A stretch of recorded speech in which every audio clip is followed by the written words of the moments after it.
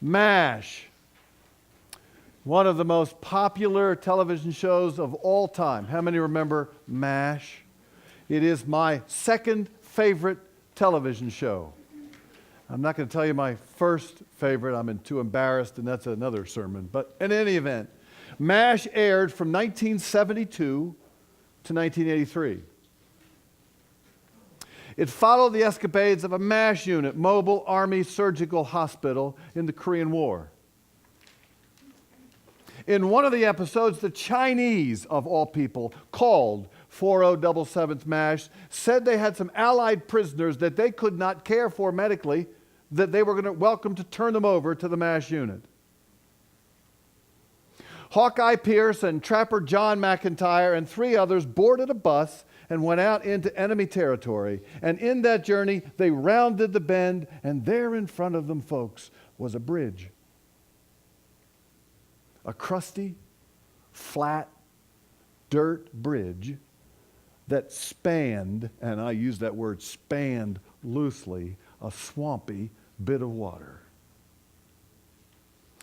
On the other side of the bridge, the Chinese soldiers stood with their weapons at hand.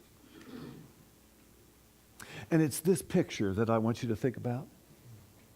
Chinese and American soldiers, hated enemies, at war with each other, connected by nothing more than something called the Rainbow Bridge.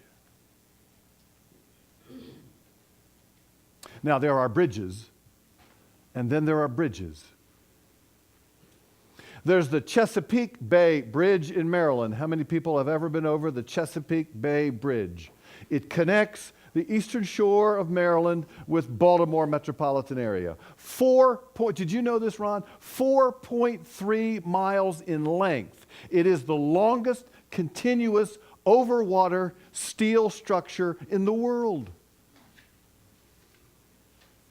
There's the 7-mile bridge in Florida. How many people have ever been over the 7-mile bridge?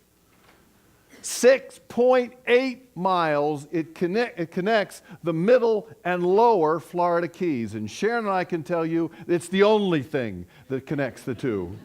We were staying in Marathon, went down to Key West for dinner, came back, and the bridge was shut down because of a fatality. We had to go all the way back down to Key West to spend the night. The world is filled with bridges.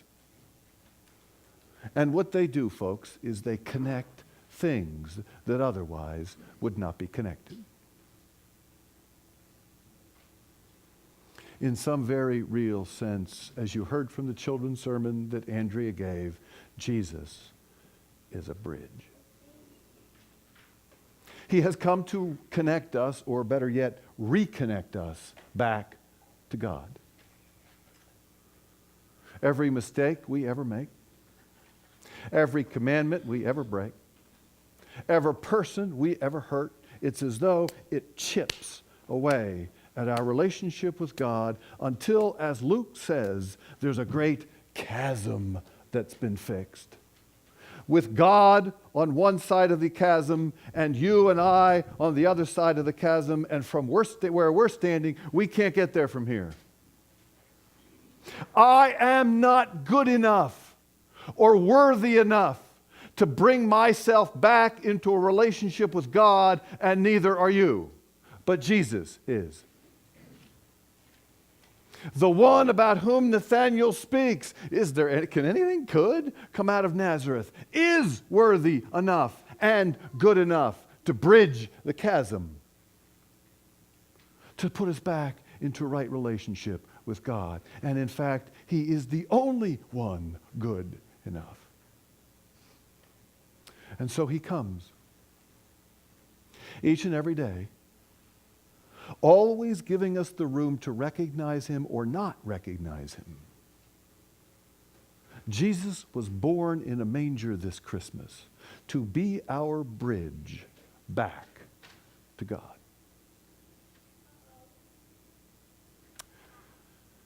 There is in the chamber of the United States House of Representatives an aisle. I went online to try and figure out how wide the aisle was. They wouldn't tell me. Maybe it's classified information. 8 feet? I don't know. Sometimes you think it's 6.2 miles. On the one side of that aisle sits one of the parties, and on the other side of that aisle sits the other party. And for as long as I can remember, presidents have been promising to bridge the aisle, to reach across, to work together. In my opinion, none of them have succeeded. If only we had a bridge. And Jesus says to Nathanael, and I think he says to all of us, follow me. And my dear Christian friends, for those of us who call ourselves to be Jesus Christ, for disciples of Jesus Christ, it is our calling to follow him, to be like him, to build bridges. Now the chasm between God and us is above our pay grade. So Jesus has taken care of that. And I suspect the aisle in the United States House of Representatives chamber is above our pay grade too. But are there aisles that you can bridge? Is there a relationship that with a little bit of forgiveness you could heal? Is there a difference of opinion, a disagreement, that with just a dab of listening and maybe a little bit of compassion, you could make right? Is there a misunderstanding in your life that if we loved the person that you're having the misunderstanding with, it could be bridged? The longest and widest and most loving bridge of all is saying to every one of us in this room, follow me. Spend your life bridging aisles. Because the fact of the matter is, some bridges connect things. Other bridges connect people.